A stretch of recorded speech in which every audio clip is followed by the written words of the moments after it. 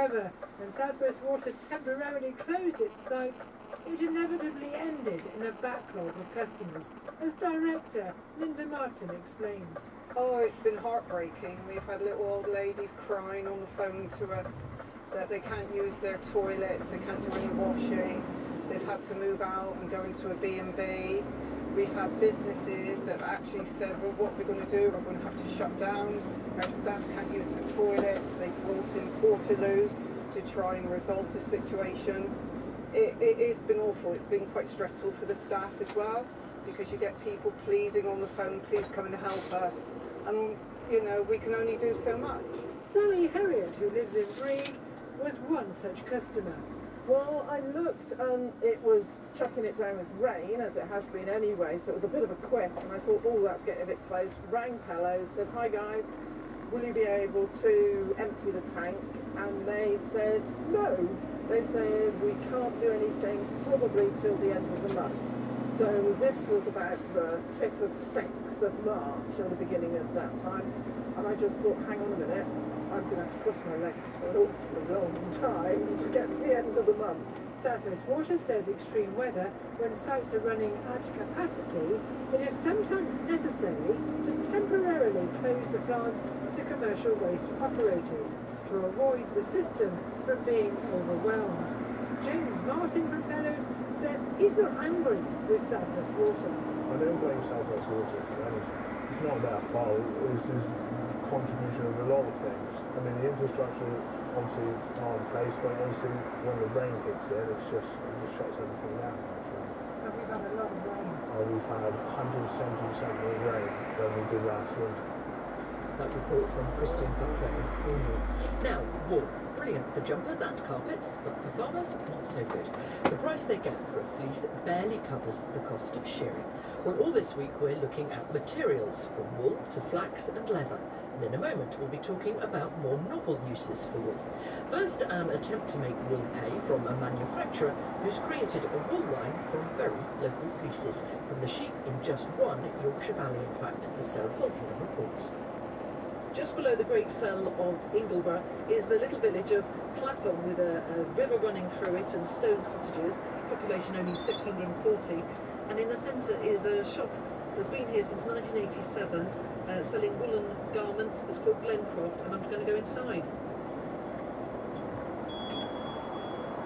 My name is Edward Sexton, and I'm partner of our family business, Glencroft. We make all our knitted items with 100% British wool, and made right here in the UK. So lots of jumpers and cardigans. We also do quite a lot of woven fabrics, and we also get involved in sheepskin, which we make into gloves, slippers and handrugs. Now, you're surrounded by farms, and I know you wanted to help neighbouring farms, so came up with the idea of creating a jumper just within 10 miles of this shop, which is Clapdale. I mean, you've got a jumper here and the whole story in front of us. How hard has it been to get a jumper that's just from 10 miles from where you are? It's taken me about 10 years to get to this point. I always had a dream of using our local wool, but the challenge is getting the volume of wool through, because commercial scouring starts at about 500 kilos, so you have to start with 500 kilos, and then to get economies of scale, we've actually increased the project now, taking 3 tonnes from 7 local farms. Well, what do they get paid from you compared to what they get paid if they were just to send it to Bradford, which is where British Wool is based? Yeah, well, we have worked with British Wool in Bradford for this, but their standard auction price for lots of the wool around here, the breeds around here, is about 30 to 40 pence per kilogram. So that's why we're paying farmers £1 a kilo, 2 to 3 times the price, plus 10% of everything we make of profits goes back to the farms that supply the wool. And this is what you've created here. You've got the basic knit jumper, £170, limited edition, beautiful zigzag knit here, yes. £300. Is that sort of double what you'd pay for a jumper in the rest of the shop here? So yeah, and why? The rest of our British wool jumpers come out at about 100 to 120, and that's because we're using commercially available British wool yarn. £13–14 a kilo for that yarn, whereas the manufacturing cost of our traceable yarn is about 30 to 40 pounds for the very, very local jumper. So already it's a 3 times higher cost point on the yarn, just because of economies of scale. Plus, we've tried to keep it within 90 miles, so we've processed the whole thing in Yorkshire. You'll pay more money, but you'll have a jumper that will last for decades. So the sheep are built there. So I'm John Dawson and I farm at Fleetbank Farm in North Yorkshire with my son William and wife Judith, and we keep Dalesbred sheep on a little traditional family farm. The sheep live on Ingleby in summer and they come into the in-by ground in winter for lambing time and to be fed. So they've got good fleeces on at the moment, which will come off in the summer for welfare reasons, and you're only getting paid commercially how much a kilogram? About 30 pence a kilo. Per fleece about 40p for the Dalesbred. It has no value. Edward, next to us, who's brought me up to this farm, will give you £1 a kilogram plus 10% of the profit, so obviously financially better off, but I imagine there's a lot more to it for you to see these sheep going into a jumper that you can actually model, and your son has modelled it on the website. Yeah, for some reason I wasn't asked to model, but I can't understand it. Yeah, there's more to it than money. They're using something that has value. We're not going into the North Sea to get it, or down a coal mine to bring it up. It walks into our yard. It has so many properties, from clothing to house insulation. It doesn't pollute waterways because it's a living thing, it's a growing thing, and it's so undervalued. So what Edward's doing is terrific, really, because he's seen that something that they knew hundreds of years ago. As long as there's oil in the world, we don't use natural fibres such as wool because it's too difficult. And it shouldn't be. It should be valued for what it is. Value what you've got in the locality. Use it because it grows on Ingleby here, just here, like it does on many, many family farms. Why not buy something really high quality and buy it once, which is wool? Farmer John Dawson in North Yorkshire there. How much of a difference then can that sort of project really make? Andrew Hogley is CEO of British Wool. It's something that at British Wool we're keen to support and facilitate. So much of selling wool, it's about having a story, it's about giving the consumer a reason to specify British wool or wool with a provenance, and we can really help stimulate the awareness for the wider market by supporting this type of activity. It does, of course, make a difference financially because these jumpers are very expensive and therefore they can pay more for the fleece. £1 instead of what you're paying, which works out roughly 40 pence a fleece, and that is very, very little, isn't it? Absolutely. Our members, farmers in general, are not getting enough value for their wool. Unfortunately, we are in a commodity market, and we've got to move to a situation where manufacturers are valuing the wool and where it comes from, rather than specifying the cheapest possible yarn they can get, sourcing wool from anywhere in the world. We're only 2% of the global wool supply in the UK, and when you're competing against Iraqi wool, Mongolian wool, where they don't have the same animal welfare standards, we've got to give the brands and the consumer the reason to specify British. When we mentioned wool last week on the programme, we had loads of people getting in touch about alternative uses. Jean Bishop, for example, who emailed in to talk about using it for composting and therefore being returned to land as a natural product. Also, she says that you can combine it with jute to use for mulching. Are those markets worth pursuing for you? One of the challenges with compost is what's the consumer's expectation when they go to the garden centre and buy a 50-litre bag of compost? Are they prepared to pay more than £5 or £10 for it? Is the mass market ready to pay enough to justify it? But in terms of some of the new uses, the innovative products that we can see, one of those that personally I'm most excited about is using wool to make biodegradable tree guards, taking the plastic single-use tree guards out of the environment. Yes, as a unit cost up front it might be slightly more than the plastic alternative, but if you look at the life cycle cost, you're not having to factor in the collection and disposal of the waste at end of life, and you're taking single-use plastics out of the environment as well as a bonus. Now, Sheila Doolan emailed to say that she's just waiting for us to mention the growing use of sheep fleece in housing insulation. That is happening, but it is pretty expensive. Why is that? The cost of washing wool, which is the first step in processing, whether you're turning it into a jumper, a carpet or insulation, it costs more per kilo to wash the wool than the market is prepared to pay the farmer for the wool in the first place. And that's a real barrier to the insulation product. We need to get consumers thinking more about quality, more about the provenance, making sure that when they go into the retailer, they're specifying British wool. Andrew Hogley from British Wool. That's it from us. I'm Charlotte Smith. The studio manager is Susie Robbins and the producer in Bristol is Beatrice Fenton. Now over to the BBC Weather Centre for the Farming Today 5-day forecast. Hello there, good morning to you. I'm Stab Daniels. Well, the chilly air that we had over the UK during the weekend will hang around into this upcoming week, especially early this week, where it will be cold enough for some hill snow across Scotland. And in fact, some of this snow could turn out to be quite heavy, with significant accumulations over the next couple of days across the north and northeast of Scotland. Low pressure will dominate the weather scene throughout this week, bringing outbreaks of rain, stronger winds at times, and it won't feel particularly warm anywhere. As we reach the Easter weekend, temperatures will start to climb a little bit, with it turning milder, but mainly across England and Wales. Today then, in more detail, got low pressure sitting out to the west towards Ireland, bringing cloud and outbreaks of rain to Northern Ireland, Wales, Western England, increasingly so for central and southern Scotland, where it will be turning to snow over the Scottish hills. Northern Scotland will be cold with bright spells, a few wintry showers today, but southern and eastern England will probably see the best of the drier and brighter weather at times, when it will turn breezier for the southwest of the UK and across the eastern coast. Temperatures range from 7 to 12 Celsius. For Tuesday, low pressure will be firmly in control of our weather, bringing mostly cloudy skies, outbreaks of rain, the chances of heavy snow of the higher ground of central northern Scotland, and it will become breezy too. So not a particularly warm day, temperatures ranging from 7 to 10 Celsius. For Wednesday and Thursday, we've got a new low pressure system which will push in from the west, and that will bring further showers or longer spells of rain, hill snow continuing across Scotland, and even windy conditions too, with gales for a time. Again, it won't feel particularly warm, with temperatures range from 8 to 11 Celsius. Low pressure continues to dominate the weather as we head into Good Friday, which is Good Friday, and into the Easter weekend, with further showers or longer spells of rain. And again, brightness will be limited, but the best of any will be across more southern eastern parts of the country, particularly milder where we see any sunny spells. That's your latest weather. Thank you, Stav. The Today programme is next here on Radio 4, but first it's Tweet of the Day, and Joe Harkness indulges in some bird therapy to the sky. At high school, we read quite a lot of poetry.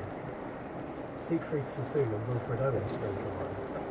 Oh, there were so many references to skylines. Alorda, Arvensis, the skyline.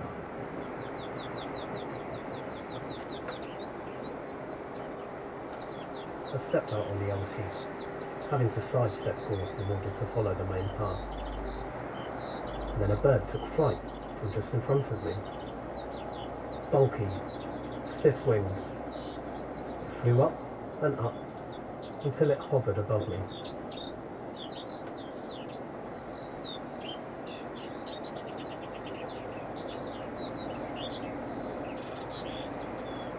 Then another took off in the same fashion. Skylarks singing above their territories. 1, 2, 3, I looked around. 6 birds flying above the heath. Their sweet musical fanfare of the fields, blocking out the chaotic trappings of everyday life. Alorda arvensis, the skylark.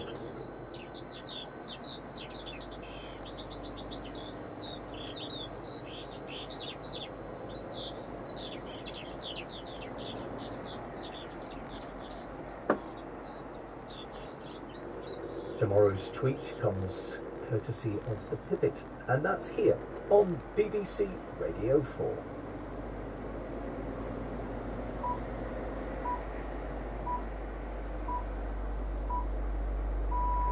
Good morning, it's 6 o'clock on Monday the 25th of March. This is Today with Justin Webb in London and Nick Robinson in Salford. The headlines this morning: a major change of government policy towards China is expected today as ministers blame the Chinese for attacks on our democracy. 4 men have appeared in a Russian court charged with mass murder after last Friday's attack at the concert hall outside Moscow.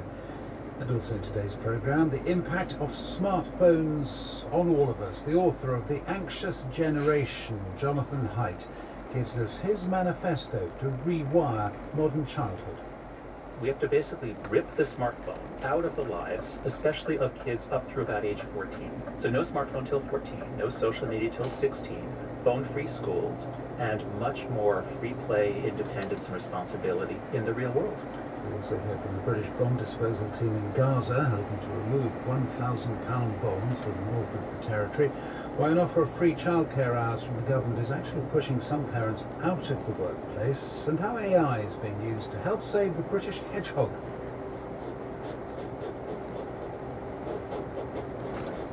That is the sound of the British hedgehog, but how many really are there of them? AI will one day tell us. First though, the BBC News, read by Alan Smith. The Deputy Prime Minister, Oliver Dowden, is to brief MPs on the cyber threat posed by China and measures being taken to combat it. A number of MPs and peers specifically targeted online by Beijing are being separately briefed by the head of parliamentary security. It's understood that other Western nations are taking similar action. Here's our political correspondent Ian Watson. Although Oliver Dowden's immediate audience will be members of Parliament, his message will also be aimed at Beijing. The government believes it's time to call out activities such as cyber attacks, which are aimed at undermining UK democracy, and to signal a willingness to react to them.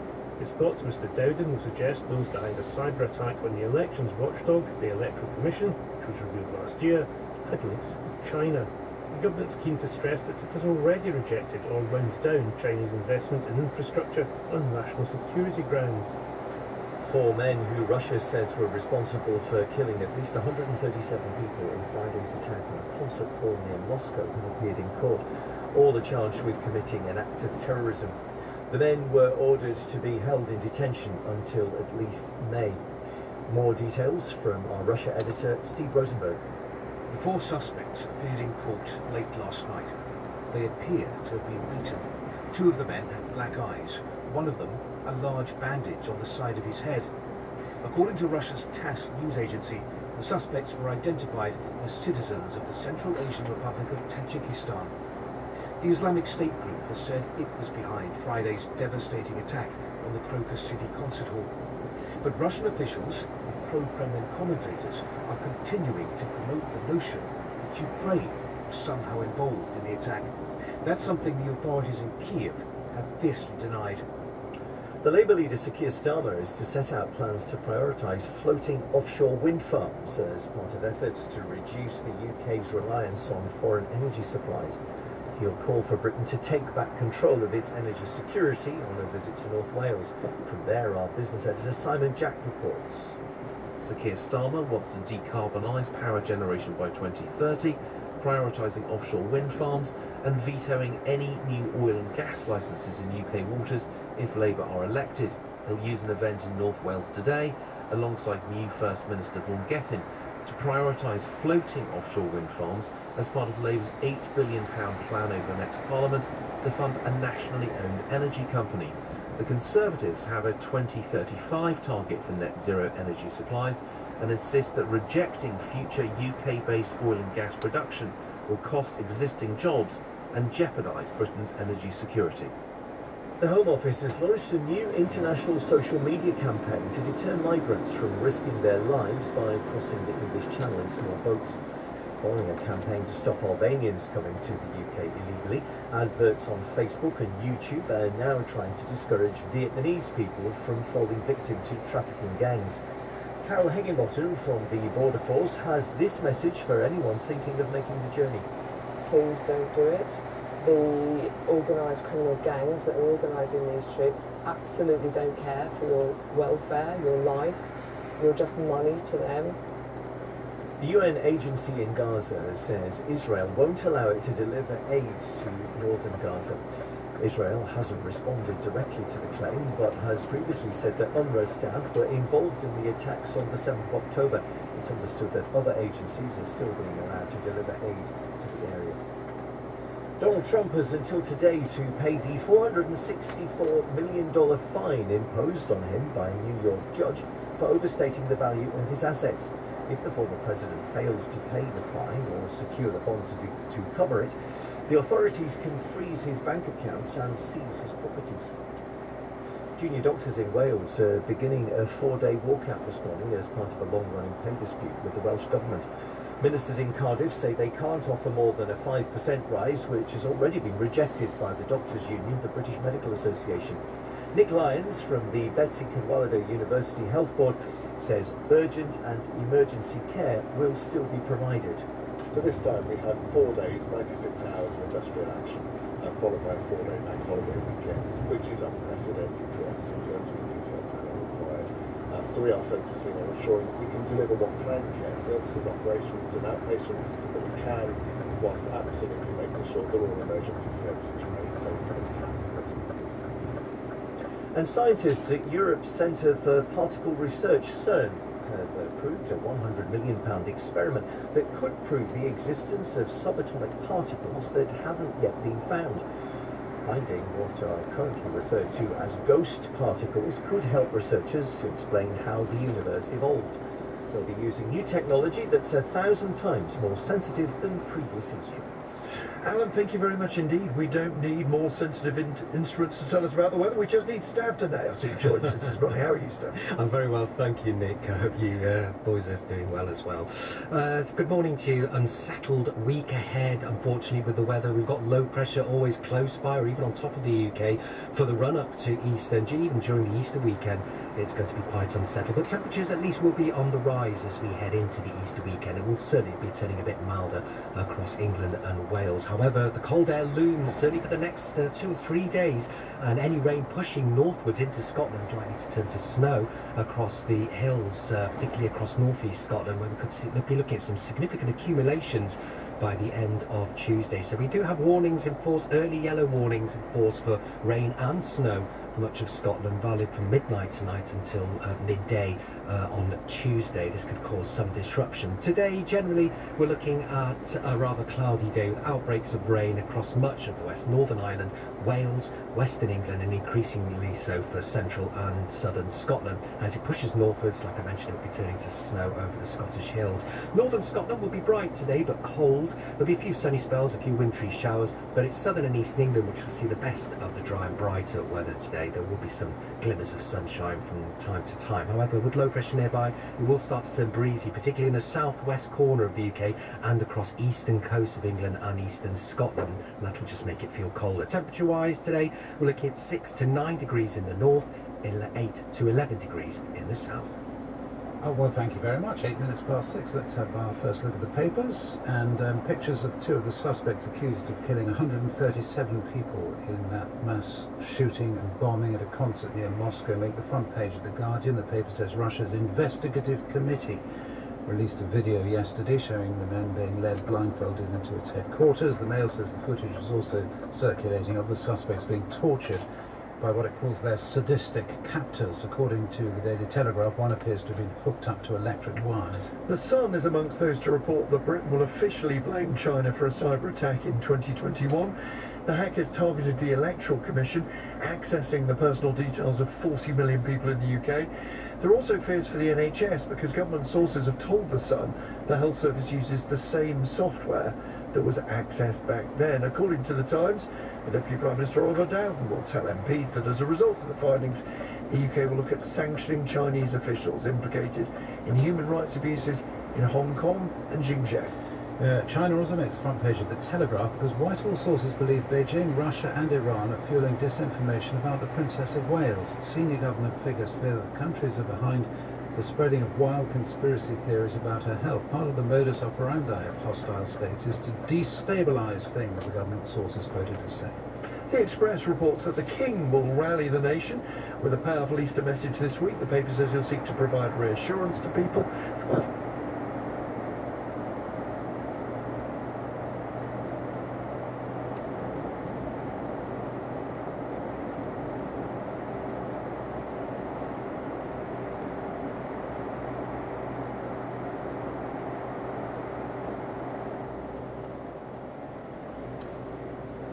And a lack of customers. Greg Kirk, the landlord of the Hawk in East London, says he doesn't open at all on Mondays and Tuesdays. The Campaign for Real Ale has described the revelations in the Mirror as a harsh wake-up call for the government. Ministers say measures to support hospitality were recently extended, including a 75% discount on business rates. And finally, the Times reports on soaring 20s. That's the record number of people in Britain aged under 30 earning more than £1 million a year. Figures from HMRC Revenue and Customs show the number of people in that category is now 830, up from 650 before the pandemic.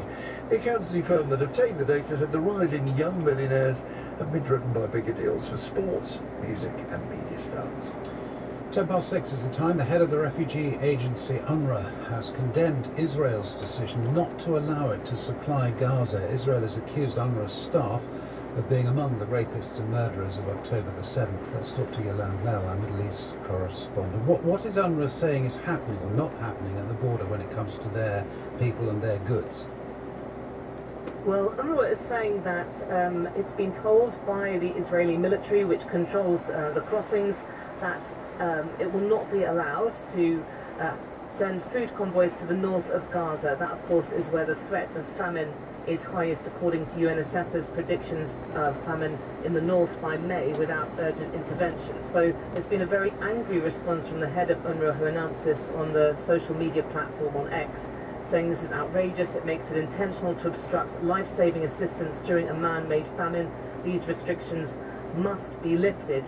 But of course, this comes amidst an ongoing crisis for the agency, which is the biggest UN agency to operate in Gaza. It has some 13,000 staff there, and Israel has accused a dozen of those staff of involvement, as you said, in the 7th of October attacks, and it's been calling the agency a front for Hamas. And the bigger picture, isn't it, is that Israel has disliked this agency for some time and accused it of as being an obstacle to peace. Indeed, and that's been something sort of like historically, when I've spoken to the Israeli Prime Minister Benjamin Netanyahu in the past, prior to any of these, the recent war, he would call for UNRWA to be replaced by other UN agencies, saying that the likes of the UNHCR could provide services. And the issue at stake here, really the core issue, one of those in the Israel-Palestinian conflict, is the status of historic Palestinian refugees who are cared for by UNRWA. And of course, most of the residents of Gaza are refugees, people who have historically been displaced from their homes in 1948 when the State of Israel was created, and in the fighting that came before and after that, and in 1967 as well. So those original refugees and their descendants, and Israel really has had a long time problem with UNRWA, and with the recent revelations is going after the agency. But this is coming, of course, at such a sensitive time. We've had Martin Griffiths, who's the UN humanitarian chief, describing UNRWA as the beating heart of humanitarian response in Gaza, and really saying that other organisations don't have the staffing or the on-the-ground experience to pick up the pieces here. Yolande, thank you. 13 minutes past 6 now. Too expensive, too unreliable, and not linked up. That's how many people feel if they rely on the bus to get around, particularly outside London. I'm broadcasting from Salford, and here today in Greater Manchester, many bus services are coming back under local authority control for the first time since Margaret Thatcher's government deregulated them in the 1980s. Our reporter Richard Stead is at Oldham bus station, where it is just getting light. Richard, what is it that passengers are hoping will change today? Yeah, morning Nick. This, as you said, is another milestone really in Greater Manchester's ambition to have a London-style, fully integrated public transport system. Now, here in Greater Manchester it's called the B Network, and it means a fleet of new yellow buses. In fact, the 84 service to Uppermill in Saddleworth, just driven past. And crucially, it means a fully integrated ticketing system with tap-in, tap-out technology you can use on buses, trams, and hopefully in future trains. Now, in order to do that, you need public control of the fares. That's crucial, and it has been a huge task to bring buses back under public control. Initially, it's cost about £135 million. It will require tens of millions of pounds more in public subsidy. It's meant installing ticket machines on all the buses, buying the depots, doing the due diligence, securing a fair price. Hugely complicated process, But at the end of it all, when it's completed next year, Greater Manchester will become the first place in the country to have a renationalised bus network. People who live in or work in London often don't understand how dependent people are on buses elsewhere, because the train system is not as good, and indeed that the whole ticketing system is completely different to that simple system that there is in London where you tap it. So this is really quite a revolution, isn't it, Richard? It is, absolutely, and other city regions across the country watching very, very closely. So Birmingham, West Yorkshire, Liverpool, desperate to have this. But, you know, for bus franchising to work, it does require passengers to use the services. The government, as I said, providing huge subsidies to Greater Manchester to make this happen. And the eyes of the country are really on Greater Manchester. We've already had Bolton and Wigan, the buses rolled out. That process will be completed next year. And then the process will move to trains, where a fully integrated transport network, similar to London Overground, can operate across Greater Manchester. So that's crucial, that next stage of the rollout, get buses done, and then another very complicated process of moving onto the rail network, the suburban rail network in Greater Manchester next. Richard said at Alton Bus Station, thanks. 16 minutes past 6. The Bank of England has warned this morning that delaying interest rate cuts is going to slow down the UK's economic recovery. Sean Farrington has more on that, and indeed the rest of the day's business news. Hello, Sean. You put your feet up, Justin. I'll take over the rest of the morning if you want. That's one of the few points being made, that warning to the Bank of England by KPMG's latest look at the UK economy. I've got Yael Selfin with me, UK Chief Economist. Yael, morning to you. Good morning. So how soon do you think the Bank of England should be making interest rate cuts then, if you're concerned, if they don't do it soon enough, the UK's economic recovery will slow down? Well, I think in some ways they could already start cutting rates. They would probably want to wait for the Fed to cut first for a number of reasons, but generally, if you look at where inflation is heading, it is very likely to undershoot the target later on this year, and therefore you could say that this is very much the time to start cutting. So if you're saying now's the time to start cutting, they had an opportunity last week and they didn't. Do you think the UK's economic recovery is already being held back by not having lower interest rates now? Well, at the moment, what you have is a restrictive monetary policy. Interest rates are relatively high. They're well above what the Bank of England would call the neutral rate. So as long as they are at that level, they are holding growth back. But that was the purpose of it, essentially. Right, and taking a step away from interest rates specifically and looking more widely at sort of government finances, and the nation's finances, which your report does as well. I wonder what you make of Jeremy Hunt, the Chancellor, yesterday committing to the state pension triple lock, so continuing that promise. It will always go up by the highest of average earnings, inflation, or 2.5% if the Conservatives form the next government after the next election again. What do you make of that promise?